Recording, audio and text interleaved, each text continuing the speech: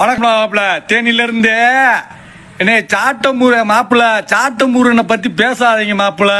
இல்லை, என் காலில் விழுக சொல்றான் சாட்டமுருகனை, என் காலில் வந்து விழுக சொல்லு, நான் விட்டுறேன்.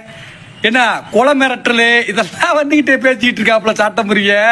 இங்க வர என் காலில் விழுக சொல்லு, நான் சத்தியமா சொல்றேன், நான் சாட்டமுருகனை பத்தி நான் பேச மாட்டேன். ரைட்டா? ஏடா இவர் போயிதே சீமா அண்ணன் காலில் போய் விழுந்து, அண்ணே நான் தெரியாம பேசிட்டேன் அப்படின்னு காலில் விழுந்து கட்சியில சேர்ந்தவர். ரைட்டா? அதுக்கப்புறம் பார்த்தீங்கன்னா அங்க விஜயலட்சுமி அந்த புள்ள காலில் போய் விழுந்து, மதினாரே எங்களை விட்டுருங்க அப்படின்னு போய் கெஞ்சினவர் இவரு.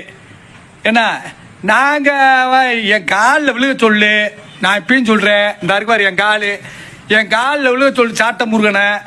ஏன்னா நான் பேசலப்பா. எப்படி இருக்கு உங்களுக்கு? வலிக்குதா?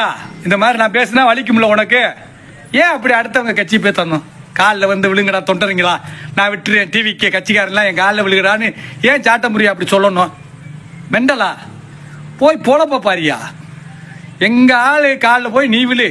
ஏன்னா எங்க தளபதியை வச்சுதே நீயே யூடியூப்ல நல்லா சம்பாரிச்சுக்கிட்டு இருக்க, அதுலலாம் தெரியுதா? என் தளபதியை பத்தி நீ பேசி பேசி பேசி உன் புள்ள குட்டியோட சாப்பிட்டுக்கிட்டு இருக்க, அது தெரியுதா? இது மாதிரி என்னை பேச வச்சிடாத சொல்லிவிட்டேன். ஆமா, இல்லைன்னா பேசி விடுவேன்.